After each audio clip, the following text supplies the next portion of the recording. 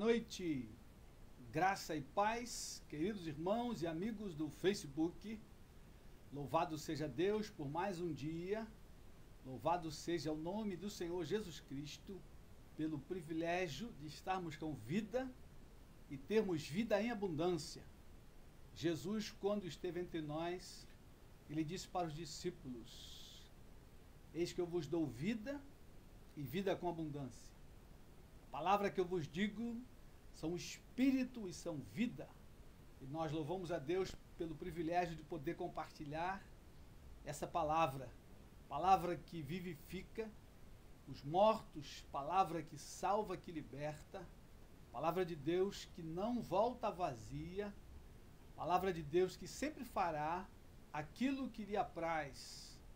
E nessa noite, querido irmão, querida irmã, é um privilégio, querido amigo, estar com você esta noite e poder compartilhar os mandamentos da mutualidade. Esta é a série que estamos meditando já há algum tempo, né, e separamos cerca de 30 mandamentos da mutualidade. Hoje vamos ver número 20 e número 21 em nossa lista. Número 20 diz: admoestai-vos uns aos outros. Número 21, sujeitai-vos uns aos outros. Esses são os mandamentos que vamos olhar essa noite. Vamos olhar a palavra, pensar e meditar sobre ela. Mas antes, vamos orar a Deus, vamos interceder por algumas pessoas. Vamos orar pelo nosso país, orar pelos enfermos, orar por todos aqueles que se encontram enlutados, milhares de famílias enlutadas. Esse é um tempo de muitas perdas, muitos corações estão tristes, e a palavra de Deus diz: alegrai-vos com os que se alegram e chorai com os que choram. Então esse é um tempo que também precisamos chorar com amigos que têm perdido parentes, com pessoas que conhecemos, pessoas que são próximas e algumas que não são tão próximas. Amém, querido? Se você então conhece uma família, um parente, coloque na sua oração nessa noite. Muito bem-vindo, você que está chegando. Deus te abençoe nessa noite, fale ao teu coração, que a palavra de Deus para a sua vida ela seja viva e eficaz. Oremos. Querido Pai, nós te adoramos nessa noite, nós bendizemos o teu nome, te glorificamos e exaltamos a tua santidade, Senhor. Ó Deus, nós queremos declarar mais uma vez a nossa dependência do Senhor. Declaramos que sem ti nada podemos fazer, que precisamos da tua graça todos os dias, que somos dependentes das tuas misericórdias. As tuas misericórdias são a causa de não sermos consumidos, Senhor, e nós temos clareza disso. Ó querido Pai, por isso rogamos a Ti mais uma vez, venha nos purificar com Teu sangue essa noite, venha nos lavar com Teu sangue, perdoar os nossos pecados, nossas falhas, ó Deus, pois queremos entrar na Tua presença, no Santo dos Santos, com ousadia. Queremos, ó Pai, ministrar a Tua palavra, queremos compartilhar a Tua palavra nesta noite. Senhor, fica conosco nesse tempo, nessa live, ó Deus, e fala ao nosso coração. Senhor, tome em tuas mãos as famílias que estão enlutadas, pessoas que perderam seus entes queridos, que o teu Espírito Santo essa noite continue consolando, trazendo, Senhor, o teu consolo.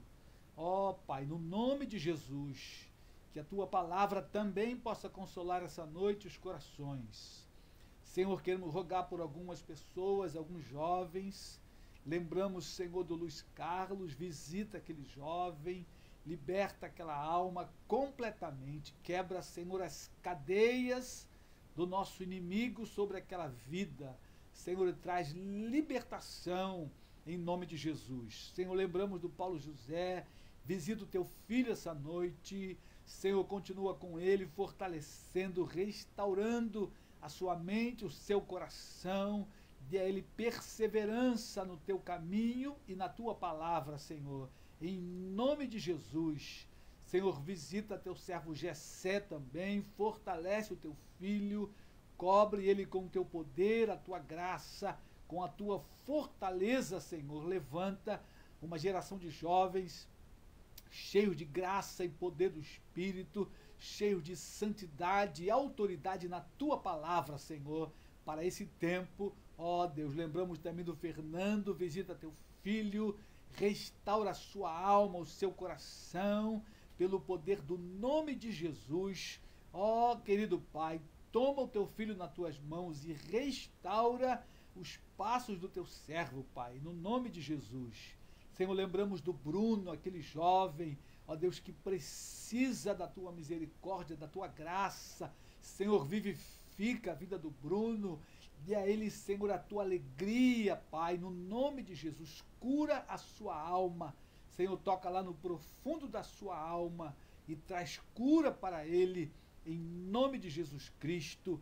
Senhor, lembramos dos enfermos, visita a tua filha Marilda e o seu esposo Galdino, meu Pai, toca aquele casal, restaura aqueles anciãos, meu Senhor, e cada ancião da tua casa, cada enfermo da tua casa, cada um que está internado, entubado, Senhor, tem piedade, Senhor, daqueles que estão enfermos, principalmente daqueles que não têm a certeza da salvação, que a tua palavra possa alcançá-los e trazer cura para o corpo físico e cura para a alma e o espírito, Pai, em o nome de Jesus. Pedimos, fica conosco essa noite, ó Espírito Santo, ilumina os olhos do nosso coração e vivifica-nos pela tua palavra, Pai.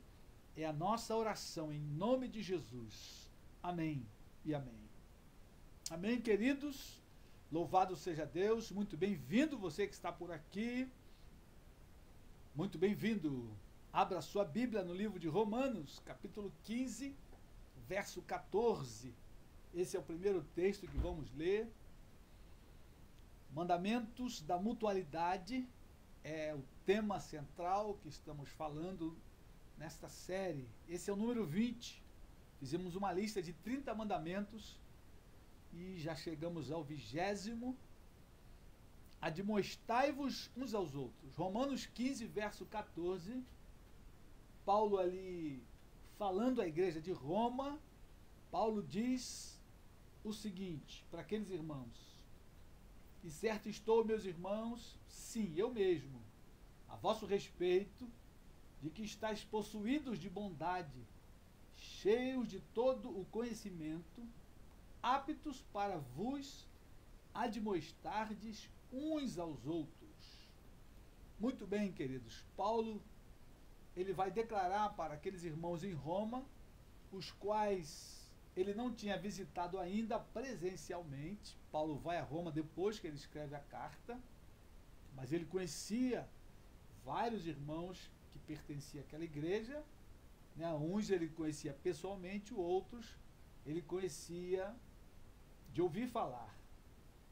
Mas ele tinha uma segurança que aqueles irmãos estavam maduros. Ele usa aí a expressão aptos para vos admoestardes uns aos outros. A palavra aptos aí significa capazes. Por incrível que pareça, é a palavra dunamai, né? A mesma palavra para poder, lá em Atos 1:8, recebereis poder ao descer sobre vós do Espírito Santo. Poder, aptidão, capazes, capacidade. Paulo então diz: estou certo, meus irmãos, a vosso respeito, de que estáis possuídos de bondade, cheios de todo conhecimento, aptos, capazes para vos admoestardes uns aos outros. Queridos, esse é o alvo da vida cristã. Nós caminharmos para a maturidade e ficarmos capazes, então, de admoestar uns aos outros. Esse é o alvo da vida cristã, que a gente cresça, vá para a maturidade, e então, na maturidade, a gente tenha a capacidade, a gente seja capaz, a gente tem esse poder do Espírito para admoestar uns aos outros. ou seja, admoestar e também ser admoestados, porque também para ser admoestados precisamos ter maturidade. Esse é o nosso alvo. Paulo lá em Filipenses, capítulo 3, verso 14, ele vai dizer: prossigo para o alvo, para o prêmio da soberana vocação de Deus em Cristo Jesus. Antes do 14, no verso 13, ele diz o seguinte: esquecendo-me das coisas que para trás ficaram, prossigo para as que estão diante de mim, prossigo para o alvo, para o prêmio da soberana vocação de Deus em Cristo Jesus, nosso Senhor. Então, queridos, eu e você que estamos caminhando já há algum tempo, a gente não pode ficar olhando para trás, para as fraquezas ou pecados passados, mas temos que focar no alvo. E o alvo é Cristo, o alvo é chegar à estatura de varão perfeito, a estatura de Cristo, a maturidade. Quando então, caminhando para a maturidade, a gente tem capacidade de admoestar uns aos outros. Palavra admoestar, querido, significa eu aviso, eu admoesto, eu dou um conselho, eu exorto, eu advirto, ou eu reprovo gentilmente. Reprovar de maneira gentil. Mas ela também significa trazer à mente ou colocar no coração. Então, quando você admoesta alguém, você está imbuído dessas responsabilidades, né, de trazer à mente da pessoa alguma coisa que ela já aprendeu, ou trazer à mente da pessoa que, se ela continuar naquele determinado erro, terá algumas consequências. A palavra de Deus é clara quando diz: aquilo que o homem semear, isso ele colherá. Então, se eu estou semeando coisas ruins, eu vou colher frutos amargos. Mas se eu estou semeando coisas boas, eu vou colher frutos bons. Então, trazer à mente, admoestar o irmão, é trazer à mente alguma coisa que ele precisa se lembrar. É reprovar alguma coisa de maneira gentil. E aí a gente lembra daquela máxima do discipulado: firmeza e graça. Né? Reprovar de maneira gentil, querido, é usar firmeza e graça. A firmeza mostra a verdade da palavra, que não mente, e que não podemos ficar dando jeitinho para o pecado, porque aquilo que é pecado, e aí então, com firmeza, a gente mostra: meu irmão, minha irmã, isso aqui está errado. Não pode ser assim, porque a palavra de Deus afirma que isso é pecado. Mas aí eu vou ter graça para fortalecer o irmão, eu vou ter graça para mostrar a ele que, se ele mudar de atitude, ele vai caminhar de uma maneira muito melhor. Se ele fizer meia volta daquele erro, ele vai colher coisas boas. Então essa é a atitude de alguém que está admoestando. E eu quero olhar alguns exemplos com os queridos irmãos, para a gente ter clareza, né? Como é que eu faço isso? Como é que eu admoesto alguém? Então vamos, Atos capítulo 20, temos ali um bom exemplo. Paulo, quando ele chega em Mileto, ele manda chamar os presbíteros da igreja de Éfeso, e ali ele começa então a admoestar aquela liderança, aqueles presbíteros da igreja. Eu quero ler alguns versículos. Atos 20, verso 31. O texto é muito grande, não vamos olhar o texto todo, mas quando chega lá no verso 31, Paulo diz o seguinte, Atos capítulo 20, verso 31. Portanto, vigiai, lembrando-vos de que por 3 anos, noite e dia, não cessei de admoestar com lágrimas a cada um. Agora, pois, encomendo-vos ao Senhor e à palavra da sua graça, que tem poder para vos edificar e dar-lhe herança entre todos os que são santificados. Paulo está trazendo à memória aqueles irmãos. E aqui ele vai usar novamente a palavra admoestar.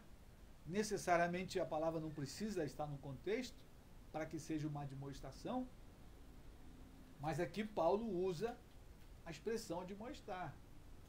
Mas quando você olha para todo o texto, ele está trazendo à memória tudo o que ele falou lá em Éfeso. E aqui, querido, ele lembra algo que foi precioso para aquela igreja. Lá em Éfeso, Paulo foi para a escola de Tirano. Se você for no texto anterior, quando Paulo está em Éfeso, pela primeira vez, diz ali que ele separou os discípulos, porque havia alguns que estavam com o coração duro, empedernidos, estavam tentando tirar da fé os discípulos. Então Paulo separa os discípulos que queriam o evangelho, e ele então vai trabalhar com esses discípulos na escola de Tirano. Tirano era um cidadão daquela cidade e tinha lá um espaço onde eles discutiam.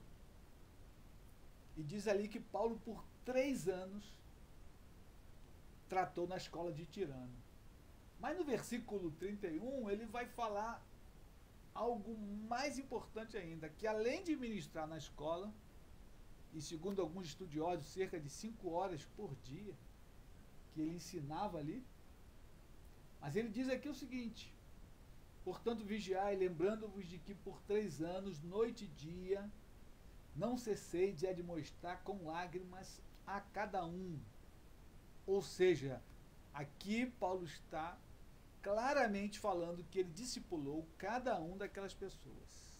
Cada um é uma expressão para um indivíduo ou um casal. Esse é o processo do discipulado. Então Paulo ensinou na coletividade, na escola de Tirano, mas ele também gastou tempo pessoa por pessoa. Queridos, isso foi algo extraordinário, durante 3 anos. E agora Paulo está indo embora, está aqui, Paulo está voltando a Jerusalém, para depois voltar a Antioquia, da onde ele tinha sido enviado. E ele faz questão, ele passa perto de Éfeso, na cidade chamada Mileto. Ele tem pressa para pegar a festa da Páscoa em Jerusalém. E ele então manda chamar os presbíteros até Mileto, para que ele não fosse até Éfeso e perdesse o navio que o levaria de volta a Jerusalém em tempo hábil para a festa da Páscoa. E aí então ele está demonstrando aqueles irmãos, ele está relembrando aqueles irmãos, o tanto de ensino que ele fez. E na demonstração, Paulo vai colocar algumas coisas muito sérias. Se nós olharmos aí no versículo 28, olha o que diz aí, Atos 20, 28. Atendei por vós e por todo o rebanho, sobre o qual o Espírito Santo vos constituiu bispos, para pastoreardes a igreja de Deus, a qual ele comprou com o seu próprio sangue. E eu sei que depois da minha partida, entre vós penetrarão lobos vorazes, que não pouparão o rebanho, e que dentre vós mesmos se levantarão homens, falando coisas pervertidas, para arrastar os discípulos atrás deles. Então Paulo está orientando aquela liderança, está dizendo, ó, vai vir pessoas de fora para dentro, mas dentre vós mesmo vai se levantar pessoas falando coisas pervertidas, lobos que vão surgir no meio da igreja. Então Paulo está admoestando com firmeza e graça aqueles irmãos. Queridos, esse é o nosso papel, essa é a nossa tarefa na caminhada da fé. A gente precisa estar sendo admoestado uns aos outros o tempo todo, para que a gente fique firme, mantenha o foco claro, para que o nosso foco não se perca, se faz necessário essa mútua admoestação. Mas eu quero olhar um outro exemplo. e vamos olhar em Mateus, Jesus falando com os discípulos. Mateus capítulo 26, lá na oração no Getsêmani. Mateus 26, versículo 36. Jesus ali também admoesta os discípulos com amor e graça. Mateus 26, 36. Em seguida foi Jesus com eles a um lugar chamado Getsêmani e disse a seus discípulos: assentai-vos aqui enquanto eu vou ali orar. Levando consigo a Pedro e aos 2 filhos de Zebedeu, começou a entristecer-se e a angustiar-se. E então lhes disse: a minha alma está profundamente triste até a morte. Ficai aqui e vigiai comigo. Adiantando-se um pouco, prostrou-se sobre o seu rosto, orando e dizendo: meu Pai, se possível, passa de mim esse cálice. Todavia não seja como eu quero, e sim como tu queres. E voltando para os discípulos, achou-os dormindo e disse a Pedro: então, nem uma hora pudeste vós vigiar comigo? Vigiai e orai, para que não entreis em tentação. O espírito, na verdade, está pronto, mas a carne é fraca. Então percebam que Jesus chama os discípulos para orar com eles, separa os 3, Pedro, Tiago e João, e depois ele então se destaca um pouco mais e sozinho ele começa a se derramar diante do Pai, passando ali uma agonia. E quando ele volta para os discípulos estão dormindo. E aí Jesus vai interpelar Pedro, né, que era um dos líderes, e ele vai dizer: ora, não pudeste vigiar nem uma hora comigo? Vigiai e orai, para que não entreis em tentação. Então Jesus está demonstrando os discípulos. Jesus está trazendo a eles a mente que se faz necessário vigiar e orar o tempo todo. Não pode os discípulos ficar dormindo numa hora crucial. E aquela hora era uma hora crucial no ministério de Jesus. Ele queria o companheirismo dos discípulos para orar com ele, mas eles cansados dormiram. Então Jesus vem com amor e graça e admoesta os discípulos. Se dirigindo a Pedro, né, logicamente falou para todos. Disse a Pedro: então, nenhuma hora pudeste vós vigiar comigo? Então Jesus, com amor e graça, ele vai admoestar os discípulos: vigiai e orai, para que não entreis em tentação. Na verdade, o espírito está pronto, mas a carne é fraca. A nossa luta diária da carne e o espírito, né? Se não houver da nossa parte vigilância, a carne pode prevalecer contra o espírito. Então a gente precisa estar sempre atento, vigiando e orando, para não cair em tentação. Amém, queridos? Agora, algo importante é o seguinte, e aí a gente já vai para o segundo mandamento, porque quando a gente recebe uma demonstração, a gente precisa ter um coração ensinável. E aí o próximo mandamento é: sujeitai-vos uns aos outros. Se eu não conseguir me sujeitar ao meu irmão, querido, eu não vou receber a demonstração. Essa é a grande verdade. Por isso que os mandamentos, eles estão sempre se completando. Sujeitai-vos uns aos outros. Se eu me sujeitar ao meu irmão, eu vou conseguir ouvir a sua demonstração. Mas se eu não me sujeitar, eu não vou conseguir ouvir a demonstração daquele irmão, ainda que seja com toda a graça possível e toda a firmeza, no meu coração eu posso rejeitá-lo. E eu queria ir com os queridos irmãos em Efésios, capítulo 5, verso 21. Efésios 5, 21, Paulo vai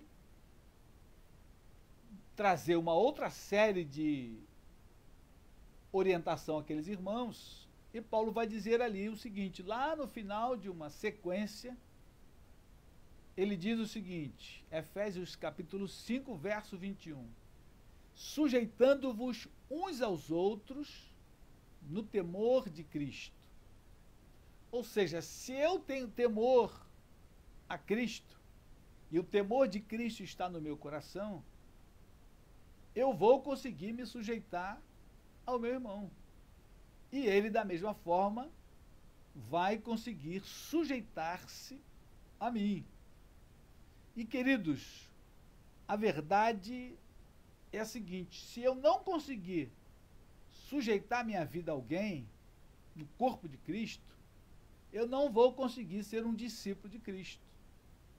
Porque o chamado do Evangelho é para uma vida de sujeição. A palavra sujeitai-vos significa o seguinte, colocar sob, estar sujeito a.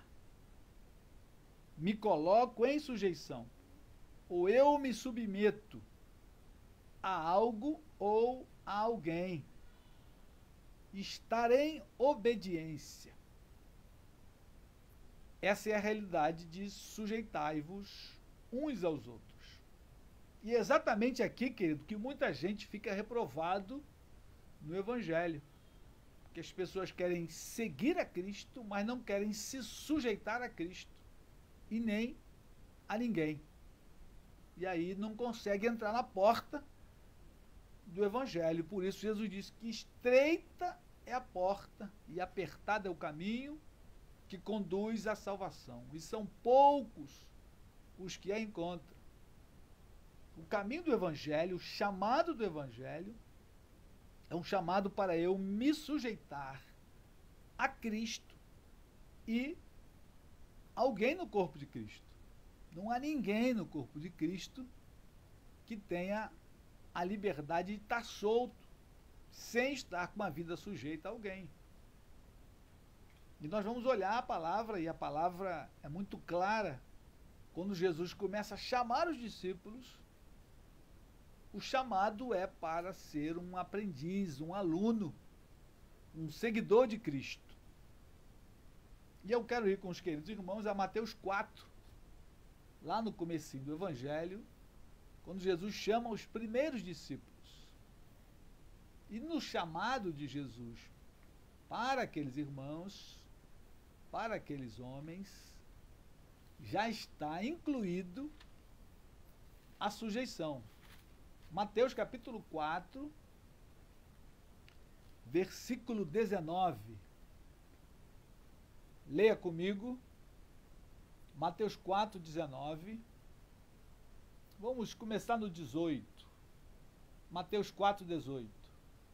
Caminhando junto ao mar da Galileia, viu dois irmãos, Simão, chamado Pedro, e André, que lançavam as redes ao mar, porque eram pescadores.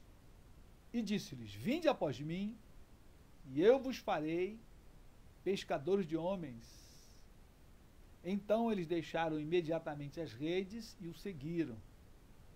Jesus está passando no mar, eles estão ali pescando, era a sua profissão, eles tinham uma empresa, tinha uma sociedade, Pedro e André, Tiago e João eram sócios, mais o pai Zebedeu. E aí Jesus faz um convite, vinde a mim, que eu vos farei pescadores de homens, ou seja, eu vou ensinar vocês como é que vocês vão pescar homens. Jesus vai usar a linguagem deles, que eles conheciam, né, a pesca, mas era uma pesca diferente.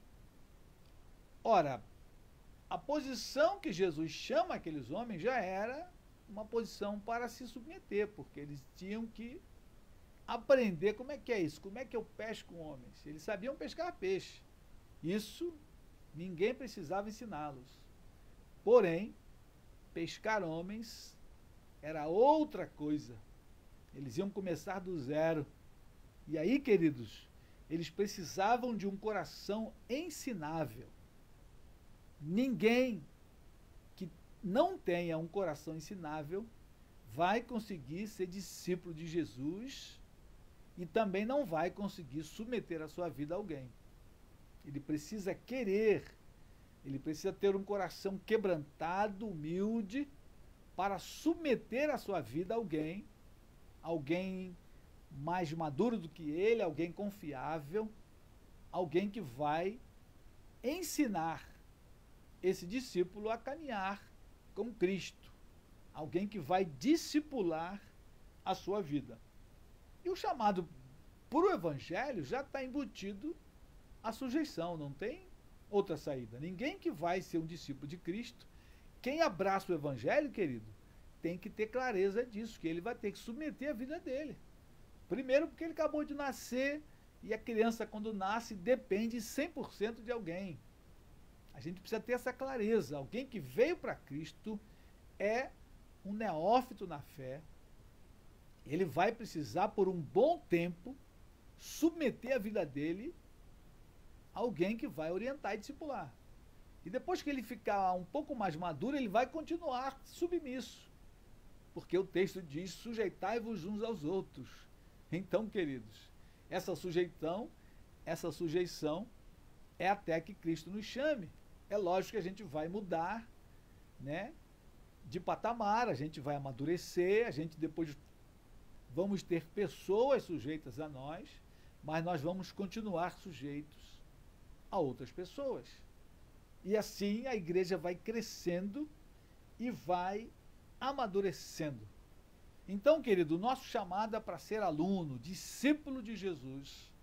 E a nossa vida precisa estar sujeita a alguém, para que a gente possa caminhar para a maturidade. Mateus 11, Jesus vai reiterar esse convite. E aqui Jesus abre um pouco mais.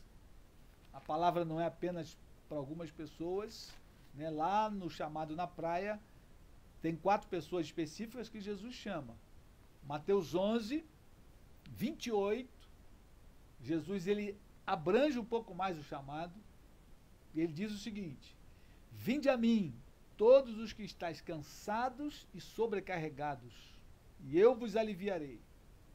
Tomai sobre vós o meu jugo, e aprendei de mim, porque sou manso e humilde de coração, e achareis descanso para a vossa alma. Muito bem, querido, aqui tem 2 chamados. O primeiro chamado é para o descanso, verso 28. Vinde a mim todos que estáis cansados e sobrecarregados, e eu vos aliviarei. Jesus chama a todos nós para descansar nele. Mas ele depois fala de um outro chamado. Aprendei de mim, porque sou manso e humilde de coração. Para aprender, eu preciso ter humildade e coração quebrantado. Aí eu já preciso aprender com Cristo.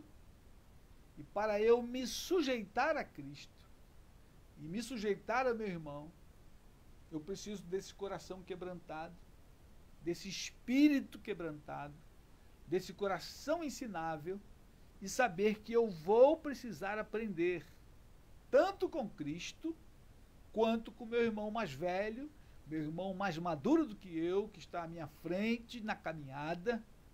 Ele vai me ensinar muitas coisas e algumas vezes vai me admoestar com firmeza e graça. Então, queridos, não há como fugir da admoestação no corpo de Cristo.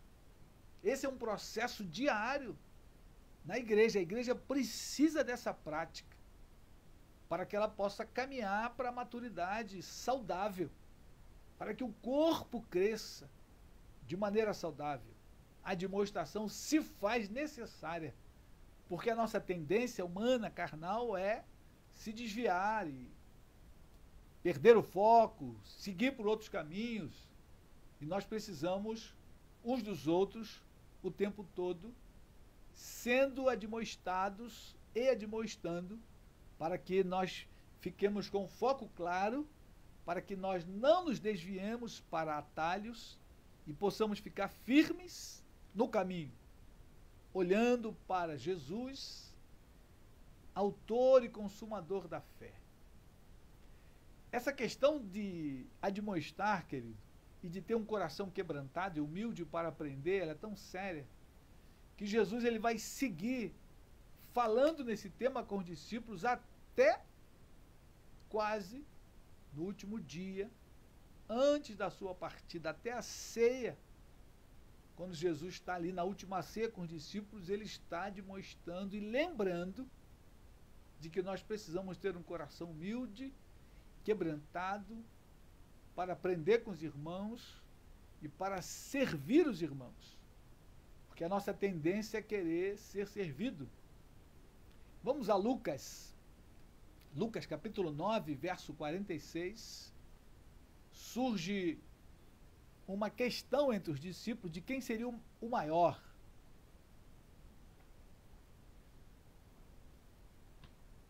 Lucas 9, 43. Perdão, Lucas 9, 46. Vamos comigo, Lucas 9, 46.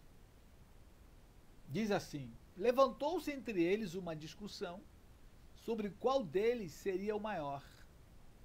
Mas Jesus, sabendo o que lhes passava no coração, tomou uma criança, colocou-a junto a si e lhes disse: quem receber esta criança em meu nome, a mim me recebe. Quem receber a mim, recebe aquele que me enviou. Porque aquele que entre vós for o menor de todos, esse é que é grande. Perceba, querido, que essa discussão de querer ser o maior, o primeiro, ela é antiga e estava lá entre os discípulos, porque eles não eram diferentes de nós. A Bíblia diz que Elias era homem semelhante a nós, sujeito aos mesmos sentimentos. Ou seja, somos todos iguais, temos a mesma natureza de Adão, natureza adâmica, decaída. E a gente é muito bom para querer ser o primeiro. E esse espírito de querer ser o primeiro tira de nós o coração humilde e quebrantado para se sujeitar aos irmãos. Mas Jesus está trabalhando fortemente neles e diz: quem de vocês quiser ser o primeiro tem que ser igual a essa criança. As crianças, né, são humildes, as crianças se sujeitam aos adultos. Né? Uma criança, ela está submissa a qualquer adulto, via de regra, né? Então Jesus pega uma criança e traz como exemplo. E diz: quem dentre vós for o menor de todos, esse é que é grande, esse que vai ser o maior. Mas, queridos, impressionante que essa discussão ela segue com os discípulos. O tempo passa e lá em Lucas 22, né, já passou algum tempo, e eles voltam a discutir a mesma questão. Quem será o maior? Vamos comigo, Lucas 22, verso 24. Perceba que a natureza adâmica ela vai nos perseguir por um bom tempo, constantemente, em algumas áreas até o fim da vida. Outras áreas a gente vai conseguir mortificar, né? À medida que a gente vai caminhando para a maturidade, tem coisas que a gente consegue vencer com facilidade.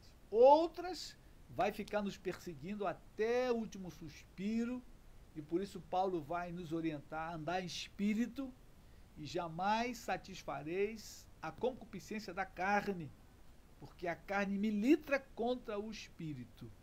E essa questão da superioridade, de querer ser o primeiro, ela vinha perseguindo os discípulos.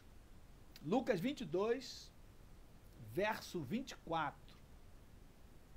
Suscitaram também entre si uma discussão sobre qual deles parecia ser o maior. Parece que é o mesmo texto, mas não é, queridos. Não é o mesmo texto. É uma outra situação. Mas eles estão discutindo a mesma coisa. Quem entre nós será o maior? Perceba como é que isso é forte na natureza humana. Isso que nos impede de nos sujeitarmos aos irmãos e ficar na carne, não receber a demonstração.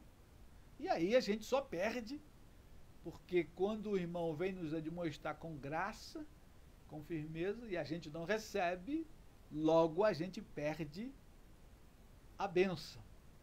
E aí, com certeza, a gente vai dar com a cara na parede, a gente vai errar, se não ouvir a demonstração daquele irmão mais maduro, que veio com amor e graça nos advertir. E o texto continua. Mas Jesus lhe disse: os reis dos povos dominam sobre eles, e os que exercem autoridade são chamados benfeitores. Mas vós não sois assim, pelo contrário, o maior entre vós seja como o menor, e aquele que dirige seja como o que serve. Pois qual é maior, quem está à mesa ou quem serve? Porventura não é quem está à mesa? Pois no meio de vós eu sou como quem serve. E aí Jesus se coloca como servo, como aquele que vai servir quem está à mesa, que era o Senhor, que era servido pelo servo, pelo empregado. Mas Jesus então se coloca entre eles.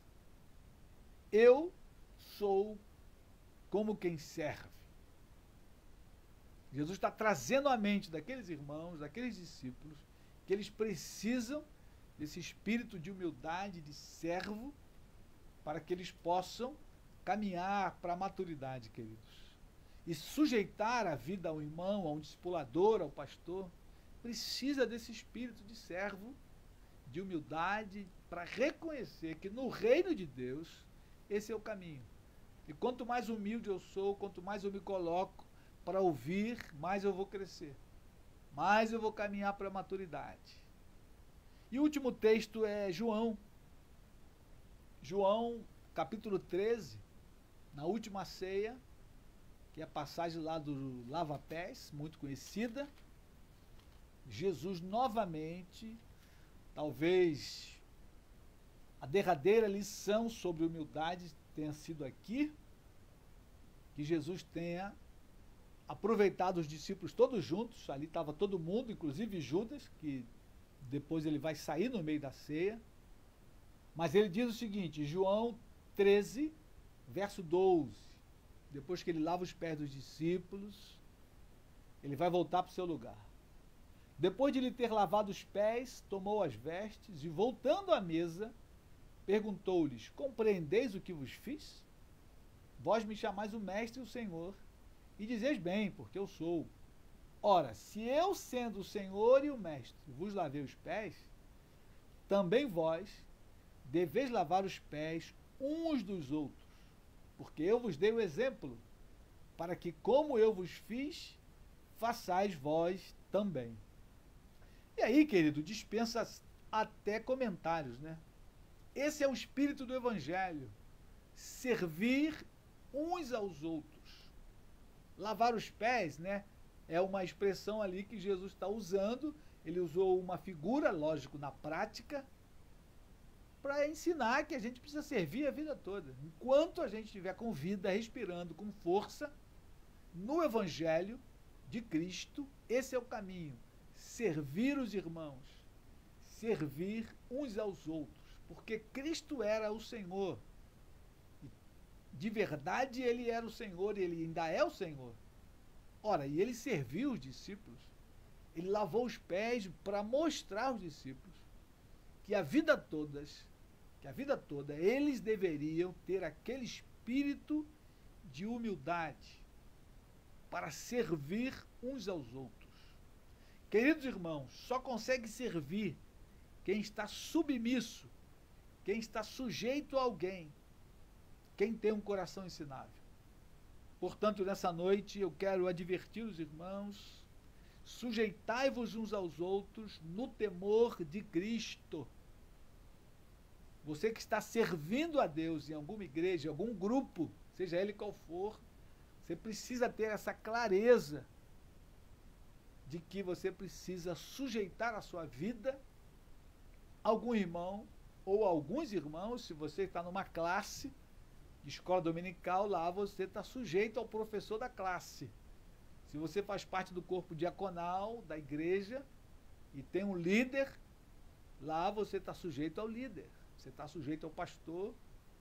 Então, diversas vezes, nós vamos precisar estar submissos àqueles que nos lideram. E sem um coração quebrantado e humilde, querido, a gente não consegue avançar, a gente fica na carne, a gente despreza o aprendizado, a gente rejeita a admoestação, e aí a gente fica como crianças pirracentas com as suas mães. E isto é muito ruim. E hoje, na igreja contemporânea, a gente tem uma igreja como um berçário, com muitas crianças fazendo pirraças, muitas das vezes por falta desse espírito de quebrantamento, de um coração quebrantado e humilde para receber a admoestação, que se eu não consigo ser admoestado, eu não vou conseguir admoestar. Mas a razão é porque eu não consigo me submeter, me sujeitar ao meu irmão. Então, querido, fica aqui essa palavra para o teu coração essa noite. Receba essa palavra, porque a palavra de Deus não é minha. O ensinamento é de Cristo e do seu Evangelho. E o princípio bíblico eu preciso receber. Não tem como discutir o princípio bíblico. Deus te abençoe essa noite, Deus te fortaleça, Deus te dê clareza na sua palavra, para que você possa crescer em graça, em conhecimento do nosso Senhor e Salvador Jesus Cristo. Deus te abençoe, obrigado pelo tempo.